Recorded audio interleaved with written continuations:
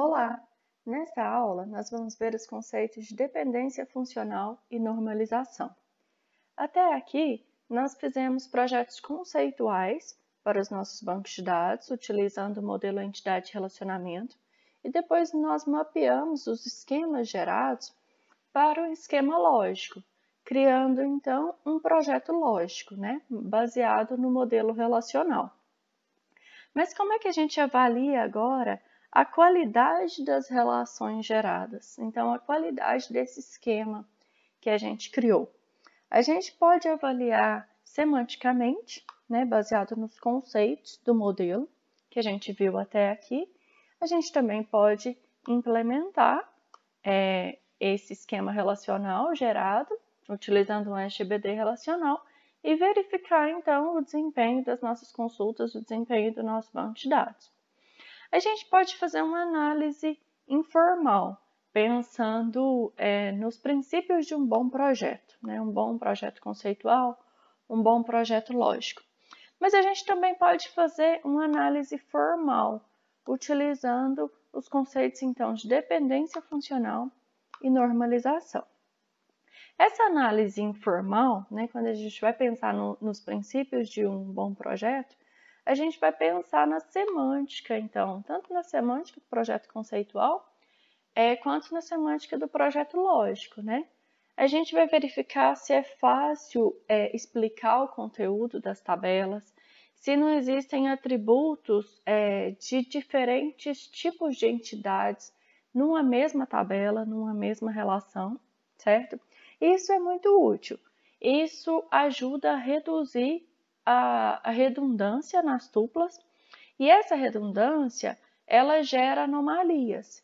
Então, a redução da redundância, ela vai prevenir essas anomalias. As anomalias de inserção, as anomalias de remoção e as anomalias de modificação ou de alteração, certo? Essa análise informal também, ela vai reduzir a redundância e reduzir a quantidade de valores nulos, que representa num banco de dados desperdício de armazenamento. Quando a gente armazena espaço para muitos atributos e a maioria desses atributos possui valor nulo, E também ajuda a prevenir a geração de tuplas espúrias ou de tuplas ilegítimas. Então, a parte da análise informal é muito importante, Então, vamos ver um exemplo aqui. A gente tem uma relação chamada EMP-DEP, certo? Então, a gente tem aqui o nome de um empregado, o CPF do empregado, que é a chave primária dessa relação, a data de nascimento do empregado, o endereço do empregado, o número do departamento, o nome do departamento e o CPF do gerente do departamento. Então, o que a gente tem aqui? A gente tem uma única relação combinando informações de diferentes tipos de entidades. Então, aqui a gente já tem um problema semântico. E a gente vê isso claramente, certo? Vai existir também uma certa redundância em relação às informações que são armazenadas, em relação aos dados do departamento. Então, toda vez que a gente armazenar um empregado que trabalha em determinado departamento, vamos supor, o departamento 4. Toda vez que a gente armazenar no banco de dados um empregado que trabalha no departamento cujo número é 4, a gente vai armazenar o nome desse departamento e o CPF do gerente desse departamento. Então, se a gente tiver 30 empregados que trabalham no departamento número 4, a gente vai repetir 30 vezes que o departamento 4 é o departamento da administração e o CPF do gerente desse departamento, certo? Isso também pode gerar inconsistências. Então, o que garante a consistência aqui? Ela é garantida pela chave, certo? A gente tem que ter uma chave única. Mas a esses atributos aqui, a gente não tem como garantir a consistência deles se eles estiverem se cada valor estiver dentro do domínio. Então, se eu colocar Uma vez que o departamento 4 é de recursos humanos e não da administração, não tem como verificar que isso está inconsistente com as demais duplas, certo? Então, isso também pode gerar inconsistência, além dessa redundância que representa um desperdício de espaço de armazenamento, né? Se a gente armazenasse separadamente os dados do departamento, bastaria armazenar uma única vez que o departamento número 4 é de administração e o CPF do gerente dele, certo? Bom, daí o que vai acontecer aqui? Cada vez que a gente for fazer uma inserção de um empregado, a gente vai precisar cadastrar informações sobre o departamento, certo? Essas informações, então, podem gerar inconsistências sobre o departamento, como eu já expliquei. E cada vez que a gente for apagar um empregado, isso pode significar, quando a gente tiver o último empregado que trabalha no departamento número 4, a perda das informações sobre o departamento. Então, quando a gente exclui o último empregado que trabalha nesse departamento, a gente perde as informações do departamento. A gente não sabe mais qual é o nome dele, nem qual é o gerente dele, certo? Então, dependendo do contexto, isso pode ser um problema, né? E também isso pode gerar problemas durante a atualização. Mudar o valor de um atributo em uma tupla dessa relação, dessa tabela, pode implicar em ter que alterar outros valores dessa tabela para garantir a consistência, certo? Então, se eu mudar o CPF do gerente de um departamento, se eu mudar o número do CPF do gerente do departamento 4 em uma tupla, eu vou ter que atualizar o CPF do gerente do departamento 4 manualmente em cada uma das tuplas, para garantir, então, que o meu banco de dados fique consistente, certo? Bom, e aí a gente pode também ter muitos valores nulos nesse caso aqui. Vamos pensar, então, nessa situação. Se a gente tem muitos atributos que não se aplicam a muitas tuplas da relação, a gente pode, então, desperdiçar espaço de armazenamento. Então, o exemplo que a gente tem aqui é o seguinte. Se a gente incluir o número do escritório na relação empregados, e somente 10% dos empregados tiverem escritório, a gente vai ter para os outros 90% dos empregados valor nulo para o número de escritório, certo? Então, isso representa um desperdício no espaço de armazenamento. Bom, a análise formal ela é feita então por meio das dependências funcionais. Essas dependências funcionais elas são restrições entre os atributos e elas servem para a gente avaliar a qualidade do esquema das relações e para garantir a consistência no banco de dados, certo? Então, o que é uma dependência funcional? É uma restrição entre dois subconjuntos de atributos A e B da relação R, certo? E ela é denotada dessa maneira aqui, que significa que A determina funcionalmente B. Ela especifica, então, uma restrição nas possíveis tuplas da relação R.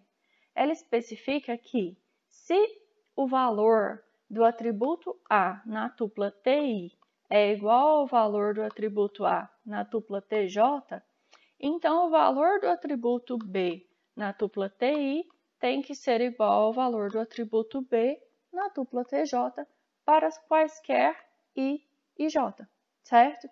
Então, nesse caso aqui, a gente diz que A determina funcionalmente B, ou de maneira alternativa, que B depende funcionalmente de A.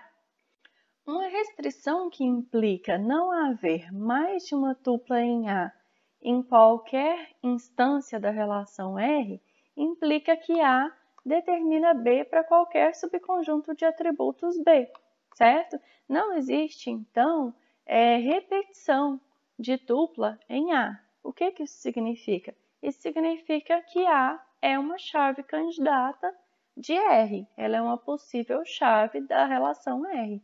Por isso, não existe, então, repetição de tupla nesse subconjunto de atributos A, certo?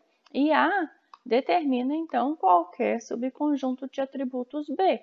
Então, ela é uma chave candidata, certo? A gente tem aqui alguns exemplos. O número de matrícula determina funcionalmente, em uma determinada relação, o nome, a idade e o curso de um aluno, certo? A sigla, a sala e a hora determina o código de uma turma e o professor dessa turma, certo? Então, a gente precisa da sigla da disciplina, da sala e do horário para a gente saber qual é a turma e qual é o professor. A gente tem uma outra dependência funcional aqui que diz para a gente que a sigla de uma disciplina determina o nome da disciplina e o número de créditos. Bom, a notação em diagrama para dependências funcionais é essa daqui. Então, aqui a gente tem uma determinada relação, R, certo? E a gente tem que o atributo número do cliente é a chave primária da relação R. Então, claramente, ele define funcionalmente todos os outros atributos da relação. Ou seja, se a gente tiver o valor do número do cliente, a gente sabe qual é o nome dele e a gente sabe qual é o endereço dele, certo? Já que o número do cliente é a chave primária. Então, a notação é essa aqui. A gente tem que o atributo, número do cliente, determina funcionalmente o nome do cliente e o endereço do cliente. Da mesma maneira aqui, nessa relação. A gente tem, então, que o número do pedido e o número da peça são a chave primária dessa relação. Então, o número do pedido e o número da peça determinam funcionalmente a quantidade comprada e o preço cotado, certo? E nessa última relação aqui, a gente tem que o número do cliente é a chave primária, então ele deveria determinar funcionalmente cada um dos outros atributos. Mas ele determina o nome do cliente, o endereço do cliente e o código do vendedor. Observem que a gente tem uma outra dependência funcional aqui, que diz para a gente que quem determina o nome do vendedor é o código do vendedor, certo? Então, aqui a gente tem uma dependência funcional 1, que diz que o número do cliente determina o nome, o endereço e o código do vendedor. E a gente tem uma dependência funcional 2, que diz que o código do vendedor determina o nome do vendedor, certo? Essa é a notação que a gente vai utilizar então. Bom, uma dependência funcional, ela é uma propriedade semântica. Ela é identificada pelo projetista do banco de dados, certo? Ela pode ser verificada na instância do banco de dados, mas ela não é definida a partir da instância do banco de dados. Ela é definida durante o projeto do banco de dados, durante a criação do esquema do banco de dados, certo? Mas a gente pode verificar na instância do banco de dados as dependências funcionais. Então, vamos ver um exemplo aqui. Ó. A gente tem a relação alunos. Alunos têm o atributo nome, curso e idade. E o nome do aluno é a chave primária dessa relação, certo? E aqui a gente tem um possível estado, então, para essa relação, certo? Então, a gente tem algumas tuplas aqui para essa relação. Então, observem aqui que a gente tem o Mário, que faz computação, tem 21 anos, Paulo faz elétrica, tem 22, Almir faz fisioterapia, tem 22, Marta faz computação, tem 21, e a Vânia faz elétrica e tem 22, certo? Daí, a pergunta é, a relação alunos atende às seguintes dependências funcionais? Então, essa relação aqui atende a essas dependências funcionais? A gente tem a primeira dependência funcional que diz que o nome do aluno determina o curso que ele faz. Isso é verdade? A gente tem que Mário faz computação, Paulo faz elétrica, Almir faz fisioterapia, Marta faz computação e Vânia faz elétrica. Então, sim, né? O nome do aluno determina o curso. Até porque a gente viu que o nome do aluno é a chave primária, então ele deve mesmo determinar todos os outros atributos. Se a gente tiver o nome do aluno, a gente consegue é determinar qual é o curso que ele faz. Da mesma maneira com a idade. O nome determina a idade. Se a gente tiver o nome do aluno, a gente sabe a idade dele, certo? A gente tem que Mário tem 21, Paulo tem 22, Almir tem 22 e assim por diante. Agora, o curso determina a idade do aluno? Vamos verificar então aqui nesse conjunto de instâncias da nossa relação, nesse conjunto de tuplas. Então, olha só, a gente tem que computação está relacionada com 21, elétrica com 22, fisioterapia com 22, computação com 21, elétrica com 22. Então, o que acontece aqui? A gente tem 2 alunos que são da elétrica e tem 22, 2 alunos que são da computação e tem 21. Então, e um aluno que é da fisioterapia e tem 22. Então, aparentemente, sim, né? Se a gente souber o curso baseado nessa instância aqui, então, do banco de dados, sim. Se a gente tiver o curso do aluno, a gente sabe qual é a idade dele. Todo mundo que faz computação tem 21. Todo mundo que faz elétrica tem 22. E todo mundo que faz fisioterapia tem 22, certo? Então, de acordo com essa instância aqui, sim, essa seria uma dependência funcional válida. A idade determina o curso? Bem, daí a gente tem que o Mário ele tem 21 anos e ele faz computação. O Paulo tem 22 anos e faz elétrica. O Almir tem 22 anos e faz fisioterapia, certo? Então, não. A idade não determina o curso. Porque se a gente tiver 21, tudo bem. A gente sabe que quem tem 21 faz computação. Mas se a gente tiver a idade de 22, a gente não sabe qual curso esse aluno faz. Ele pode fazer elétrica ou fisioterapia, né, de acordo com essa instância aqui que a gente tem.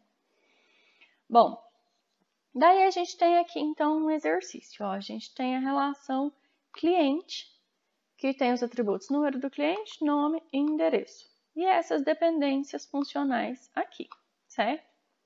E aí, a pergunta é se essas dependências estão corretas. Bom, o número do cliente determina o nome do cliente? Determina. O número do cliente é chave primária, certo? Então, ele determina o nome do cliente, determina o endereço do cliente também. O nome do cliente determina o endereço do cliente? Não sei, mas pensando no mundo real, acredito que não, né? A gente pode ter clientes com o mesmo nome que moram em endereços diferentes. O endereço determina o nome? Também não sei. Se nesse banco de dados aqui, se nessa relação cliente, o endereço determina o nome. Mas pensando também em instâncias do mundo real, acredito que não, né? Acredito que possa existir mais de um cliente desse mesmo local que morem no mesmo endereço. Então, se eu tiver um endereço, eu não sei qual é o nome dele, certo? Pode ser membros diferentes da mesma família que moram na mesma casa, certo? Ou república, ou enfim.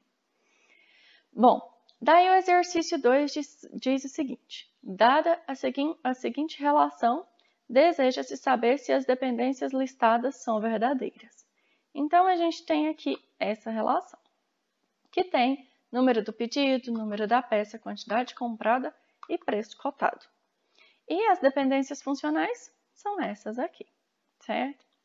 Então, a pergunta é: o número do pedido determina a quantidade comprada? Então, vamos ver. A gente tem aqui o pedido 101 e a quantidade comprada foi 3. Mas a gente tem o pedido 101 e a quantidade comprada foi 4. Então, se eu tiver só o número do pedido, eu não sei qual é a quantidade comprada. então o número do pedido não determina funcionalmente a quantidade comprada. O número da peça determina a quantidade comprada? Eu tenho a peça P1 e a quantidade comprada foi 3. Aqui eu tenho a peça P1 e a quantidade comprada foi 8. Então, o número da peça também não determina a quantidade comprada, certo? O número do pedido determina o preço cotado? Aqui eu tenho o pedido 102 e o preço cotado foi 80. Aqui eu tenho o pedido 102, o preço cotado foi 20. Então, se eu tiver o número do pedido, eu não sei qual é o preço cotado, certo? O número da peça determina o preço cotado? Bom, eu tenho aqui a peça P2, preço cotado 70. Peça P2, preço cotado 20. Então, se eu tiver o número da peça, eu também não sei qual é o preço cotado, certo? O número do pedido e o número da peça determinam a quantidade comprada? Então, eu tenho aqui pedido 101, peça 1, quantidade comprada 3.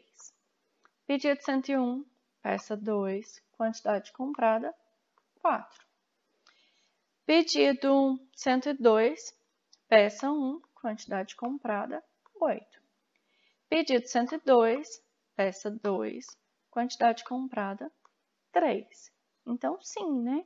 Se eu tiver o número do pedido e o número da peça, eu sei qual foi a quantidade comprada, certo? Não tem nenhuma repetição aqui, ó, de número do pedido e número da peça, certo? São valores únicos em cada tupla. Então, tem uma combinação única de número do pedido e número da peça. Então, eu sei qual foi a quantidade comprada de cada peça em cada pedido. O número do pedido e o número da peça determinam o preço cotado? Vai ser a mesma coisa, né?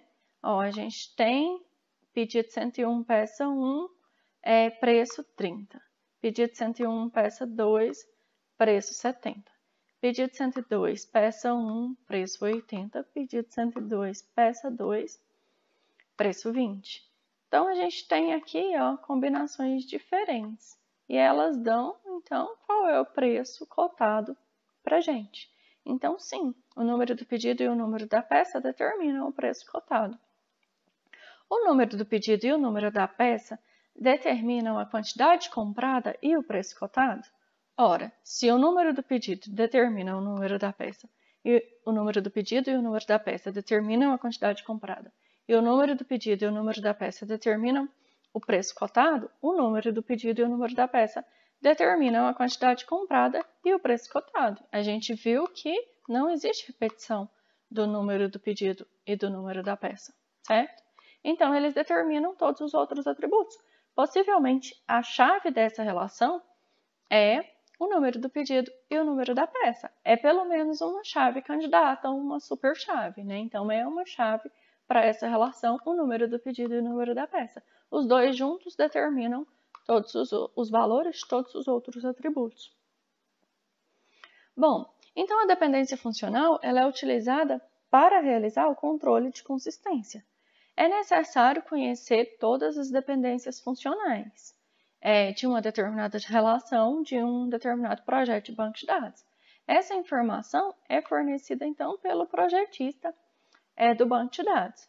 Algumas dependências funcionais elas podem ser inferidas a partir de outras dependências funcionais, né? A gente tem, então, algumas regras de inferências. Essas 6 regras de inferência são bem conhecidas para as dependências funcionais. A primeira delas, a regra reflexiva, declara que, se um conjunto de atributos B está contido ou é igual ao conjunto de atributos A, então A determina funcionalmente B, ou seja, ela declara que um conjunto de atributos sempre determina a si mesmo ou a qualquer um de seus subconjuntos. Essa regra também pode ser declarada como A determina A, ou seja, qualquer conjunto de atributos determina funcionalmente a si mesmo. A gente tem a propriedade aumentativa, então, se um subconjunto de atributos A determina um subconjunto de atributos B, o subconjunto de atributos A mais o subconjunto de atributos C determina o subconjunto de atributos B mais o subconjunto de atributos C. Ora, a gente já tinha aqui A determinava B. Daí a gente acrescentou um determinado conjunto de atributos junto aqui com A, certo? Se a gente tem o valor dos atributos do subconjunto C, a gente tem o valor dos atributos do subconjunto C, certo? A gente também tem a regra de decomposição. Então, se A determina os subconjuntos B e C, então A determina o subconjunto B e A determina o subconjunto C. E da mesma maneira, a gente tem a regra de inferência aditiva. Se A determina B e A determina C, então A determina B e C. Foi o que a gente viu aqui nesse exemplo, certo? Ó, a gente tinha aqui A determinava B e A determinava C. Então, A determina B e C, certo? A gente tem também a propriedade transitiva. Se A determina B e B determina C, então A determina C. Se a gente tem, então, que o valor de um determinado atributo ou de um subconjunto de atributos da relação A determina o valor de B, e a gente tem que o valor de B determina o valor de C, a gente consegue chegar no valor de C a partir de A, a partir do valor de A, certo? E a gente tem também a regra de inferência pseudotransitiva. Então, se A determina B e B, junto com o subconjunto de atributos C, determina D, então, para que A determine D, a gente vai precisar desse subconjunto de atributos C, certo? Bom, na construção de um SGBD baseado, então, no modelo relacional, a gente vai ter a definição das relações baseadas na análise das dependências funcionais. E a gente vai, então, fazer um processo de normalização das tabelas, né? Então, a gente vai colocar as nossas tabelas, as nossas relações, em determinadas formas normais, certo? E aí, essa relação, ela está na forma normal, em uma determinada forma normal, quando ela satisfaz certas propriedades baseadas nessas dependências funcionais, certo? Então, esse processo é chamado de normalização. A normalização das relações das tabelas, ela é baseada, então, nas dependências funcionais e ela é usada para garantir a consistência na construção do nosso banco de dados, na construção do sistema, certo? Ela é usada, então, para reduzir a redundância nas tabelas e reduzir as anomalias de inserção, de exclusão e de atualização. Daí a gente tem que a primeira forma normal, ela é baseada no próprio modelo, nas restrições do próprio modelo relacional. A segunda forma normal e a terceira forma normal, elas são baseadas na chave primária.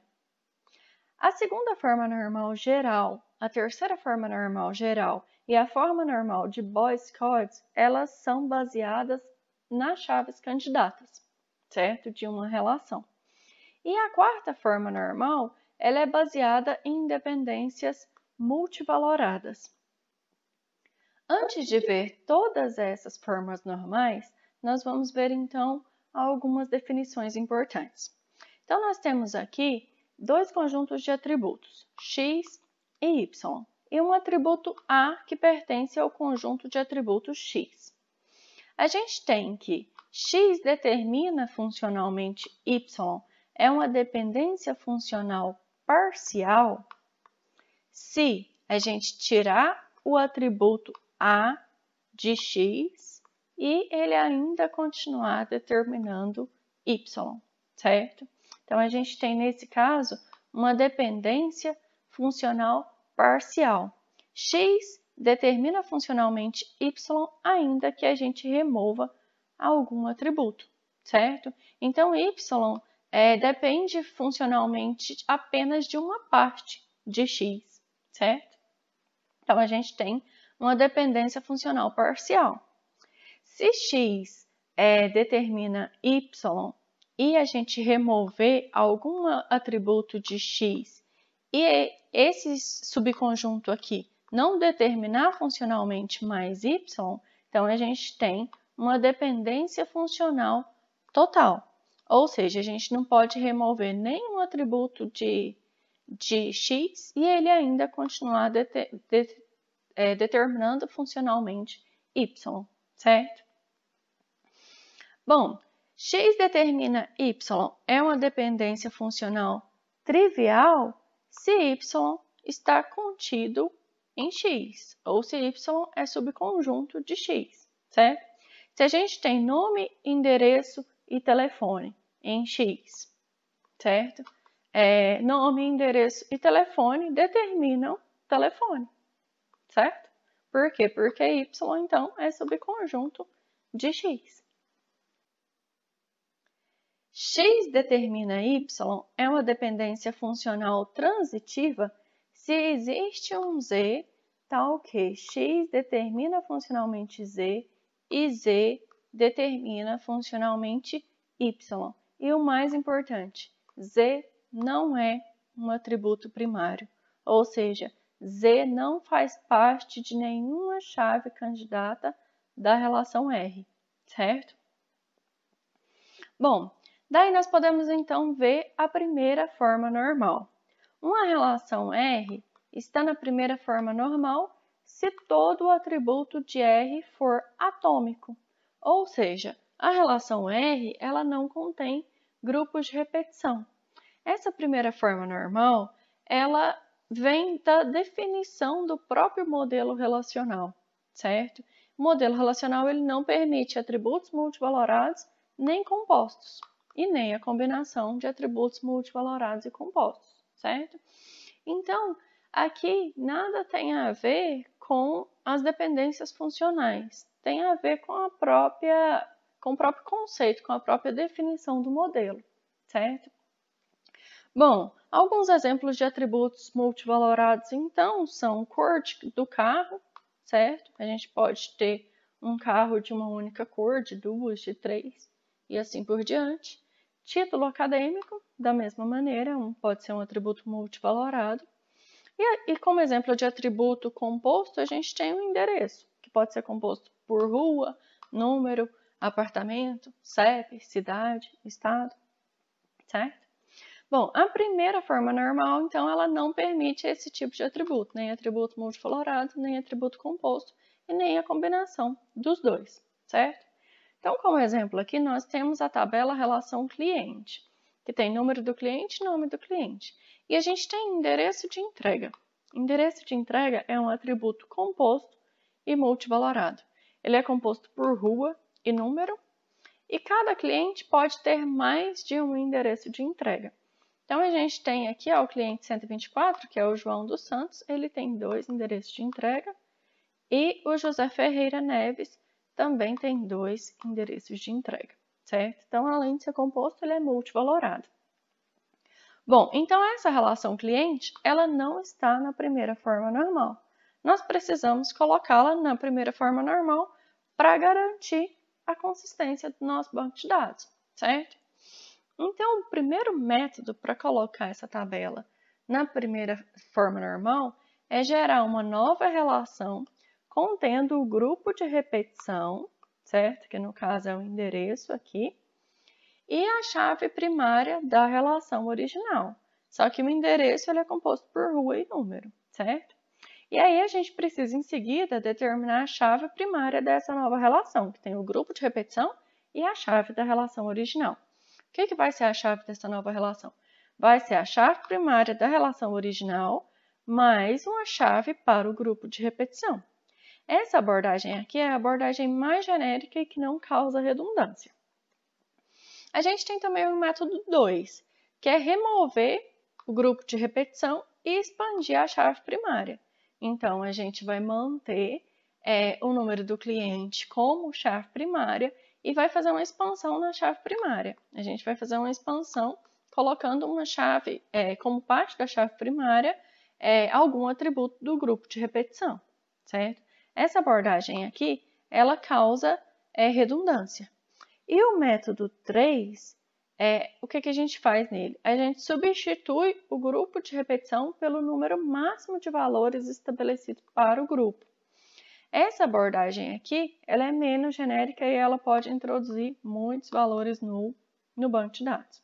Então, aqui, considerando o nosso exemplo, vamos corrigir o problema aqui na nossa tabela cliente, certo? Então, a gente tem esse atributo aqui composto e multivalorado. Bom, a solução 1 é criar uma nova tabela, certo? Então, o que a gente vai colocar nessa nova tabela? A chave primária da tabela original, certo? E o grupo de repetição. O grupo de repetição é o endereço, certo? Só que o endereço, além de ser multivalorado, ele é composto por rua e por número. Então, a gente vai considerar os componentes e não o atributo composto, certo? Já que ele não é permitido no modelo relacional. Então, a gente vai colocar aqui o endereço, que é rua e número, nessa nova tabela. Agora, a gente precisa determinar a chave dessa nova tabela. A chave primária dessa tabela vai ser a chave primária da tabela original, certo? Mais uma chave para o grupo de repetição, que eu coloquei aqui os dois atributos, a rua e o número, certo? Então, a gente vai poder ter aqui um determinado número de cliente, com mais de uma rua e número, certo? Ou até mesmo um endereço diferente, um número diferente na mesma rua, certo? Ou o contrário, números iguais em ruas diferentes. E aí, a tabela original, que era cliente, ela ficou só com o número do cliente e o nome, certo? E o número do cliente como chave. A segunda solução, de acordo com o segundo método, seria expandir a chave primária. Então, a gente vai manter a tabela do mesmo jeito, exceto que com o endereço de entrega atributo composto, a gente vai utilizar só os componentes e a gente vai expandir a chave primária. Então, antes aqui era só o número do cliente. Agora, a gente quer combinar o mesmo número do cliente com diferentes endereços, certo? Então, a gente precisa colocar que o endereço também faz parte da chave primária. Essa abordagem aqui, ela gera maior redundância. Por quê? Porque todas as vezes que eu cadastrar um novo endereço para o mesmo cliente, eu vou repetir o nome dele, certo? Então, se o cliente 1 ele tiver 5 endereços de entrega diferentes, eu vou repetir 5 vezes o nome dele. E numa dessas repetições, eu posso deixar o banco de dados inconsistente, certo? E o terceiro método é colocar uma quantidade máxima de endereços para cada cliente, certo? Então, nesse caso aqui, a quantidade máxima de endereços de entrega possível, que é armazenado nesse banco de dados, é 2, certo? Então, cada cliente pode ter no máximo 2 endereços de entrega, certo? O que vai acontecer aqui? Se eu tivesse colocado, por exemplo, que cada cliente pudesse ter 10 endereços de entrega. Então, ia ter rua 1, número 1, rua 2, número 2, rua 3, número 3, rua 10, número 10, certo? E aí eu tivesse várias tuplas nessa relação aqui, de vários clientes, que só tem um endereço de entrega. Os outros 9 atributos, na verdade 18 atributos, porque é rua e número, iam ficar com valor nulo, certo? Então, isso representa um desperdício de armazenamento. Eu estou armazenando espaço para colocar a rua 2, o número 2, a rua 3, o número 3, e eu não estou utilizando, eu estou preenchendo, então, o valor desses atributos com nulo. Bom, aqui a gente tem outros exemplos, então. Nesse exemplo aqui, a gente tem a relação aluno, que tem a data de nascimento e a data de matrícula como atributo composto. Nesse caso aqui, a gente vai representar, então, a gente vai criar uma nova relação, né? E representar cada atributo composto pelos seus componentes. Então, a gente vai colocar 3 atributos para cada data, né? Dia do nascimento, mês do nascimento, ano do nascimento, dia da matrícula, mês da matrícula, ano da matrícula. E nesse caso aqui, aluno é uma relação que contém um atributo multivalorado. São as disciplinas desse aluno, né? Então, ele tem um número de matrícula, uma idade e um conjunto de disciplinas no qual ele está matriculado. Então, o que a gente vai fazer? Nesse caso aqui, a abordagem mais genérica e que gera menos redundância é criar uma nova relação, né? Então, a gente vai deixar na relação original só o número de matrícula e a idade do aluno. E a gente vai criar uma nova relação para o grupo de repetição, que é disciplinas, certo? Então, a gente vai colocar nessa nova tabela o atributo-chave da relação original, que é o número de matrícula, e a gente vai colocar apenas disciplina, né? E aí a gente vai determinar a chave de disciplinas, que vai ser a chave da relação original, aluno, certo? E a gente vai colocar disciplina também como chave, para que a gente consiga combinar um mesmo número de matrícula com várias disciplinas. Então, com APC, certo? Aí a gente combina o mesmo número de matrícula com BD e BD com outro número de matrícula, certo?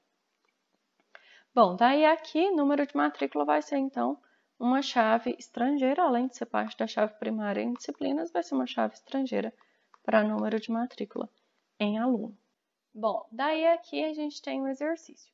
Considere a relação EMP-PROJ, que tem como chave o número do empregado, tem também o atributo nome do empregado. Aí a gente tem um outro atributo, que é projeto. Esse atributo, ele é multivalorado e composto.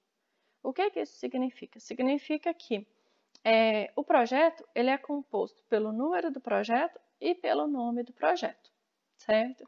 E além disso, um mesmo empregado, ele pode trabalhar em vários projetos, certo? Então, o projeto é também multivalorado. Daí, pede-se para normalizar, então, essa relação, que tem um atributo composto e multivalorado, na primeira forma normal. Então, é para colocar essa tabela na primeira forma normal.